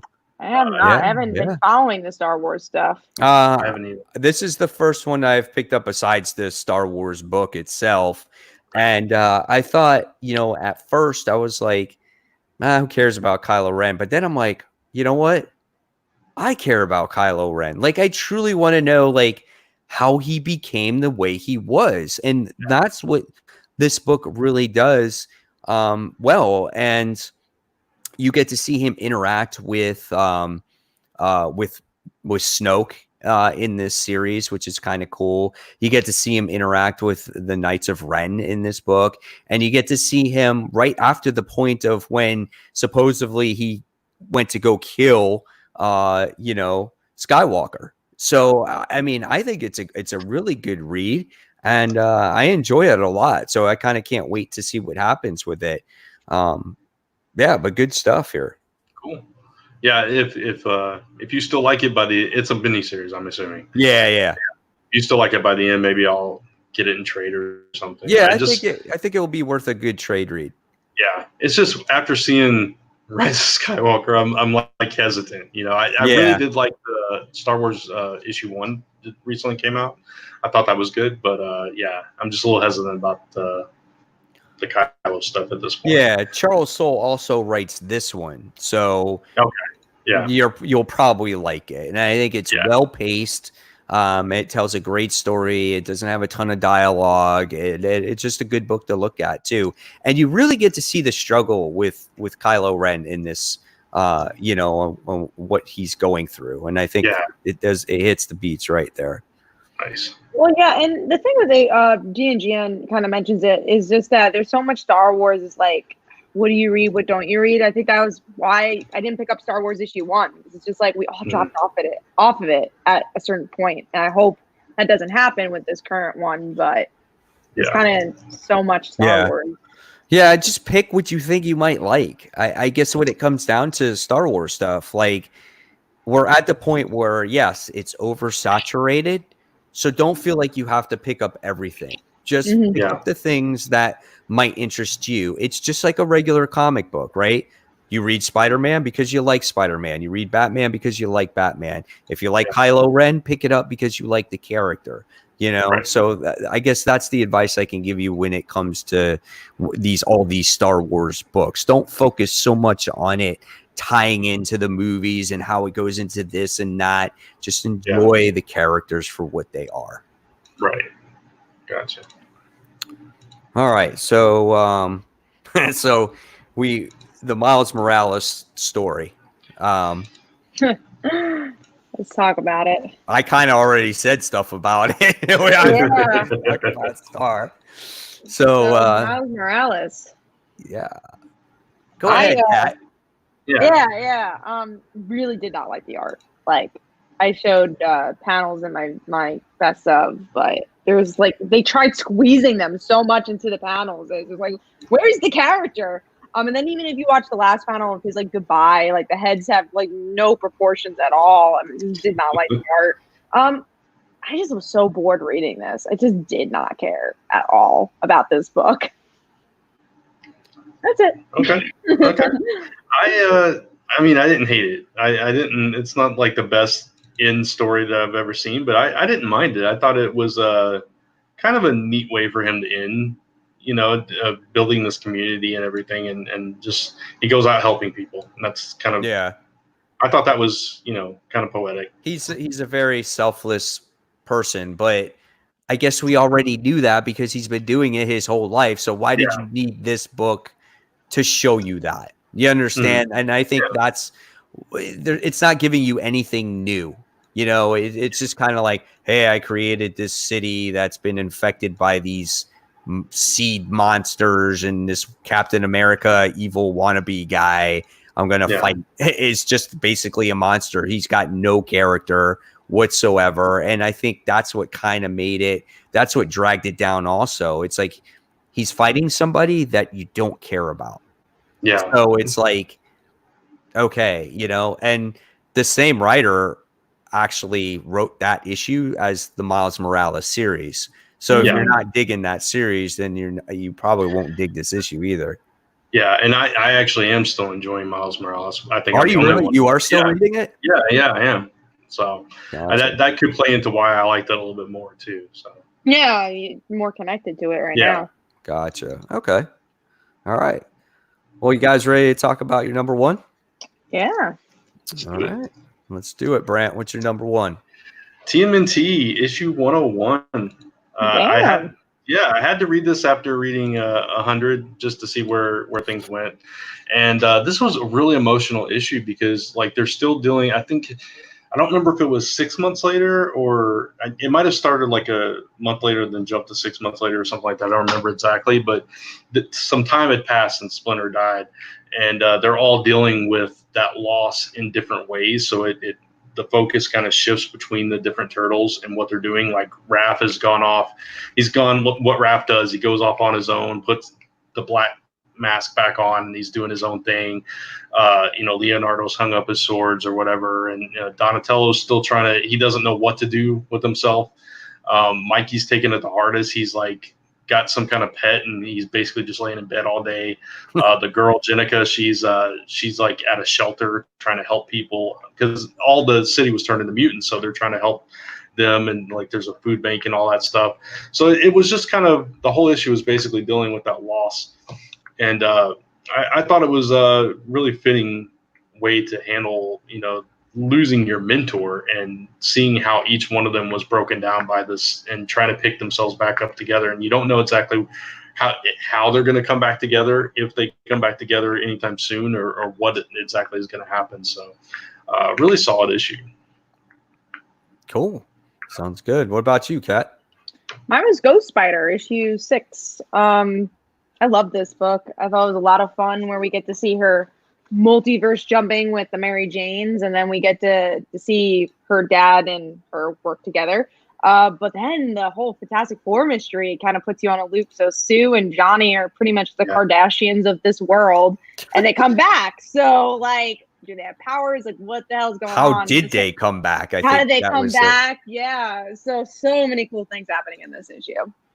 The weird thing to me was them taking those beach pictures together. I'm like, oh yeah, that was very sexual. I was like, like, at first I didn't realize. I'm like, wait a second, is like I was like, wait, is this the Fantastic Four? I'm like, I thought these guys were, boyfriend and girlfriend at first, Yeah. It was some sort of picture there. Yeah. And they're brother and sister too by the end. So that was kind of strange, but it was weird. Yeah. I'm curious to see, like, are they gonna be villains? Like, what's going on? This is gonna be interesting. Yeah. I don't know. But yeah, it was a good issue. It wasn't as good as some of the previous issues for me. I still thought it was really good. But yeah, it was just I was the complete opposite. This is like one of my favorites in a really long time for Ghost Spider. Wow, okay. Yeah. I mean, I love the interactions with her dad. I think that was kind of cool. That was good. But but those were the moments, like, you had the mystery in the beginning and the mystery at the end, right? And then everything in between, like the moment with her dad's was good, but I didn't care about the part where it took how many pages to round up the people that were holding the other people hostage. Yeah, and also I didn't really care for the whole exchange of, I can swing you home. No, we're good. I can swing you home. No, we're good. I can lift your car. No, we're good. And it was just like, okay, I just felt like it was, I think though that at the same time though, that was kind of, again, a waste of, like, a stalling aspect of the story. That's the way I felt from it. I feel like it's just very slice of life, which is like, I tend to like those type of stories. So it's just like, I just enjoy the characters being characters, but also I just like the Mary Janes a lot as well. And I think it's because of the previous series. I don't think they've really proven themselves in this series right now. So I feel like if you didn't read the previous series, you might not have as much of a connection with them either. Right. Yeah. And I get that. I like the slice of life stuff too, but I just thought it was pushed a little bit too much in this issue for me. I've got you on that. And then my number one was the book we already talked about, like, under the radar, and that was Symbiote Spider-Man Alien Reality. Yeah, so that was my number one. All right. Cool. So that's all the top 5 books that we have. Now we're going to go on to, I guess I'll take this one, the chopping block. So these are the books that we are thinking about possibly dropping. Okay.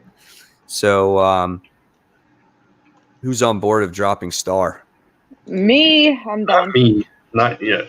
I don't know. I kind of do. I kind of want to. You kind of do. You're not. Yeah. Going to next issue. It's like, that really, the whole Reality Stone thing really bothered me, So I don't know what to expect for the next issue. I want it to get better. I'm hoping that they develop the character better, and maybe I should give it another try. But at the same time, do I have the money to spend to give it another try? Yeah, exactly. 5 issues too. So like, once you get to issue 2, it's like, do I drop it now? It kind of gets harder to drop things at that point. Right. Yeah, that's true. All right. So the next book that's on the chopping block is Deadpool, issue 2. I don't even think Grant read it, right? No, because I told him like not to read it. Yeah. I mean, for me, it's a half chop. Okay. And I'll tell you why. Deadpool is the king of monsters here. Okay. And throughout the entire issue, Kelly Thompson writes it, right? That's who writes it. So she decides to give Deadpool just do this commercial for like this entire time.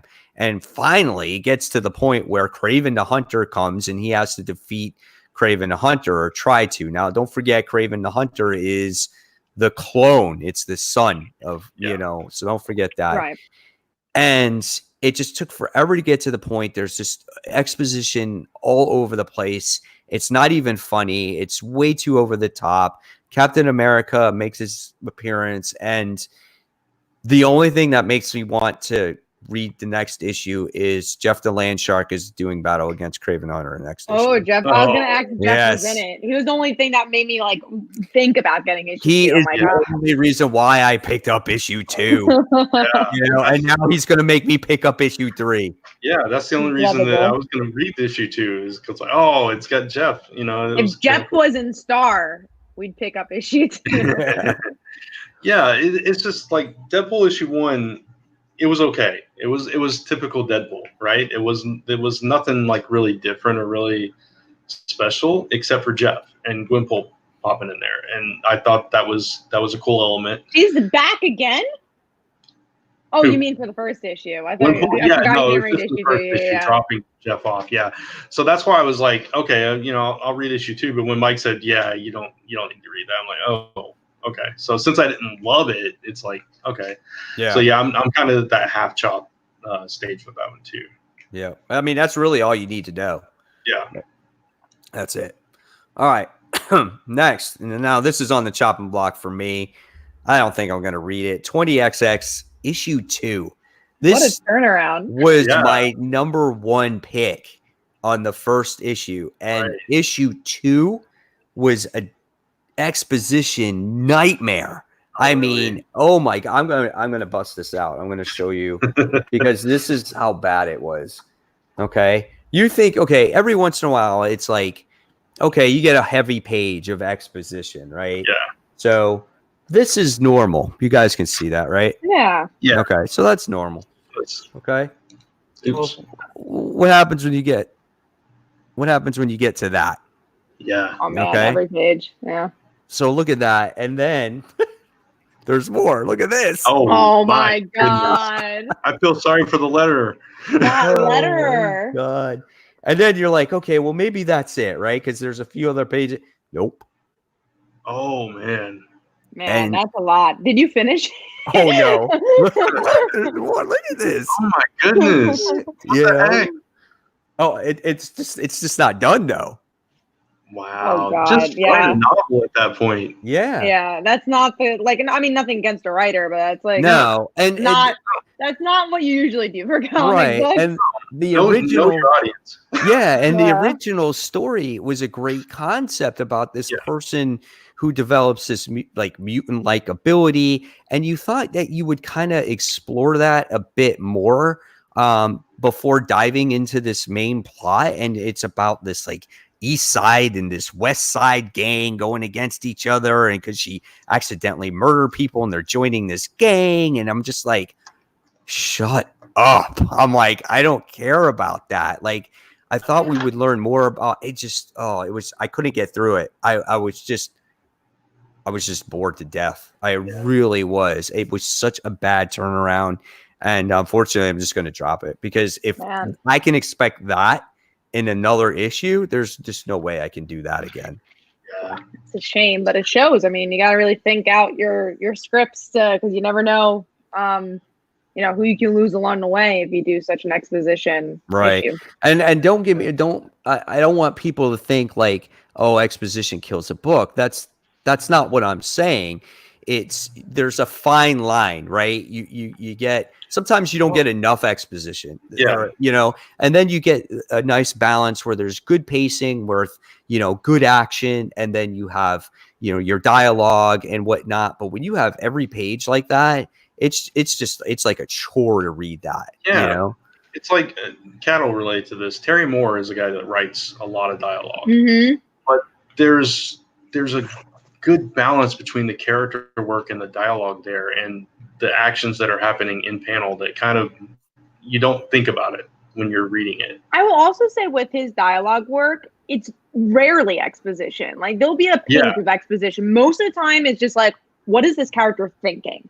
Yeah. That's why it's so many words on a page. And I'd rather read that a Kill or Be Killed. A lot of dialogue in that book. But I remember with our first issue, we're I don't know why I love this book so much, even though it's a textbook in some ways, but it's because you're in this character's head. It wasn't like, I killed a demon. This is where the demon comes from. Yeah, it's not an info dump.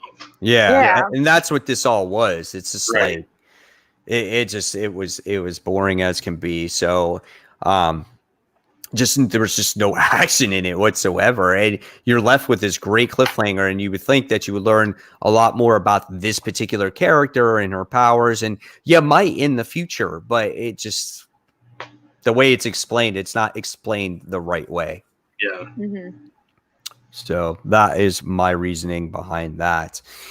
And then last but not least, I see a Venom here that's on a half chop. What's hysterical? That I told Brant, Brant's like, yeah, I have to half chop Venom. I'm like, I think Mike's gonna half chop you. Mike's been chopping me all night. What are you talking about? That's true. Yeah.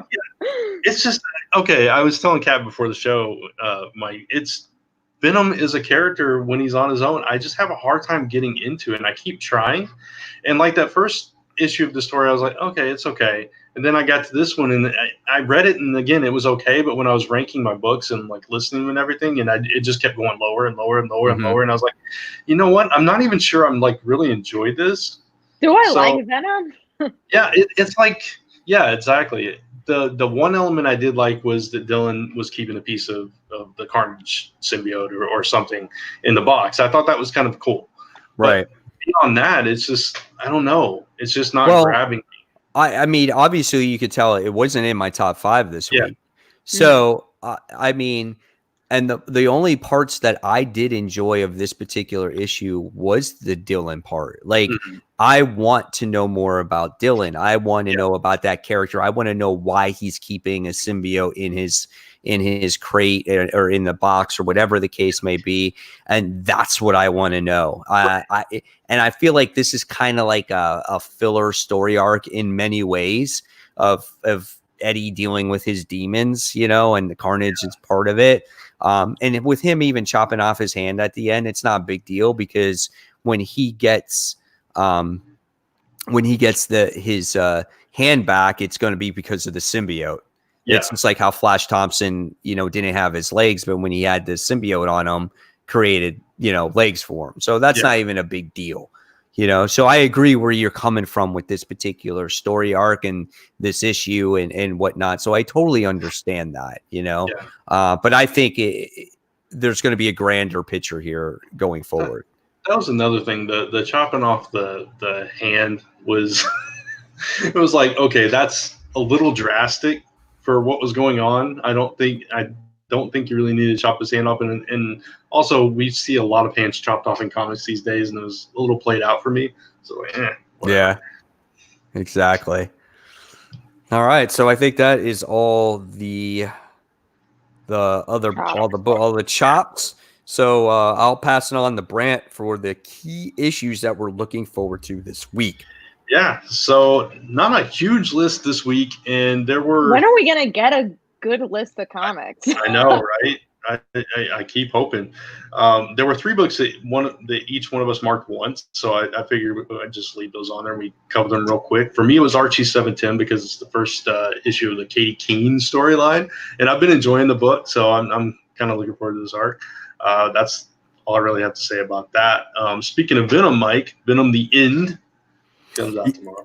Yeah, I'm kind of afraid after, reading Miles Morales, but I think the end could be a solid story because the last, like, 2099 story with the Venom symbiote was pretty good and really horrific. So I'm hoping this kind of has that feel to it. So I'm going to give it a try. We'll see what happens. I'm going to keep my fingers crossed. If this one sucks, I don't think I'm going to buy any more of the End books. No Captain Marvel, the End. Nope. Yeah, no. I completely agree. That's only what I can even remember coming out. Like, I don't remember the other End books besides Venom and Captain Marvel. I remember them being there. I just don't remember what they were. Yeah, I don't remember what's coming out. I guess we'll find out.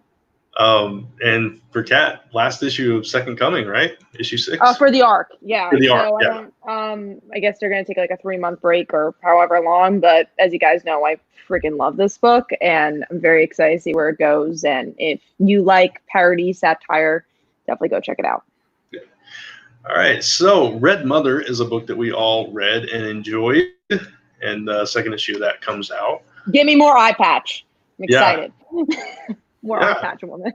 Yeah, I'm excited about that book too. Now, that's a way you do an issue, right? I mean, that's got perfect pacing, nice dialogue in there, great mystery. Don't know, the cliffhanger was phenomenal, and I hope issue 2 is going to be just as good. I think someone actually messaged me and told me that they already read issue 2 and said that it was really good. Oh, good. Yeah, because we don't want it to be like 20XX. And let's hope. Oh my gosh. Exactly. I couldn't imagine though, because of the way it was written. It just it looks like it's got a good head on its shoulders. Yeah, I mean, I even liked it, and I didn't think I was going to when I went into it. It didn't seem like my kind of book, but it caught me. It caught my attention right away. So really well written. Yeah. So we got let's see, we got Valkyrie, Jane Foster, #7. We're all looking forward to that one as well. Yeah, I like this Doctor arc. I love Jane, so I'm excited. Yep, and then we got the death situation, right? Yeah. And we have my boy Cardiac is in there, man.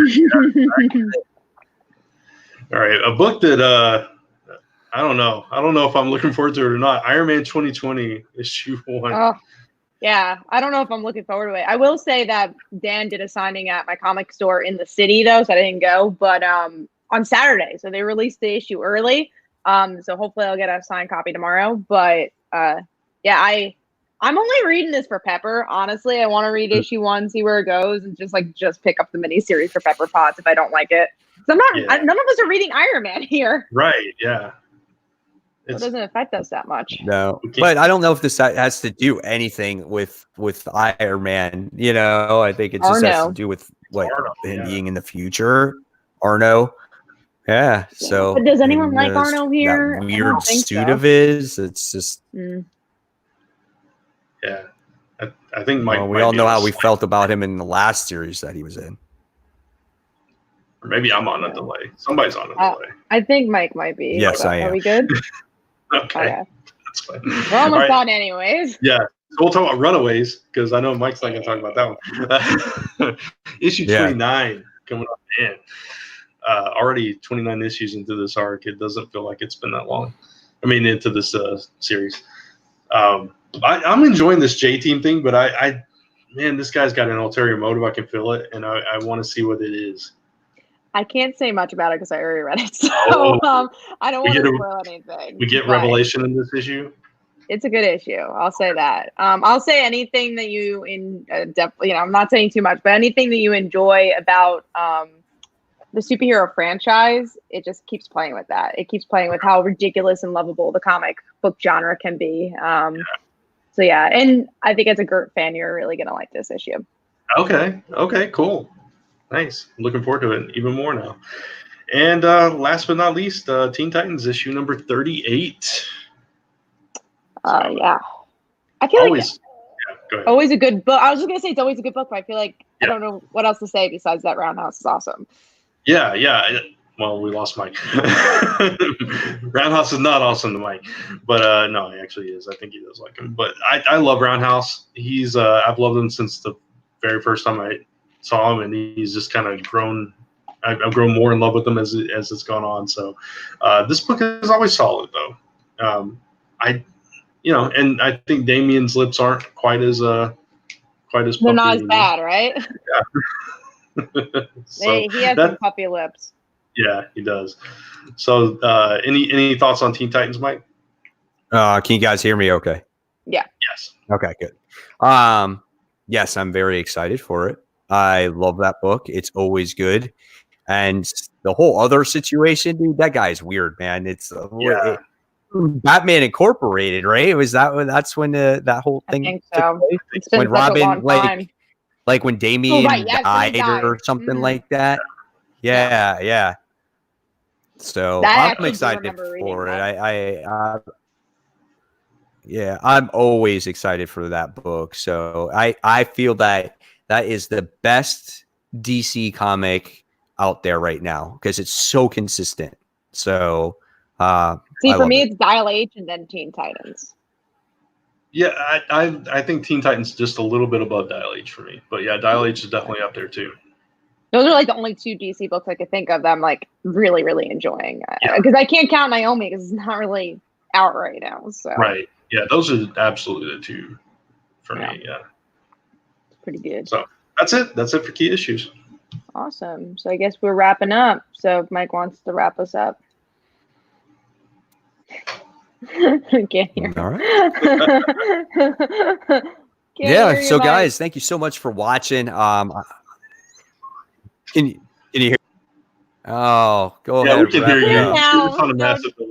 Yeah. You do it. Okay. All right. Thanks for watching, guys. This is Comic Book Weekly. Do it. It's Comic Book Weekly, and we're having a really good time. And next week we'll be a lot more prepared, and we're gonna try this out again. So hopefully you guys enjoyed. And be sure to subscribe, ring the bell, follow us on our social media, and like this page. Thanks, guys, and we'll see you next Tuesday at 10, hopefully with the whole entire crew. Take care, everybody.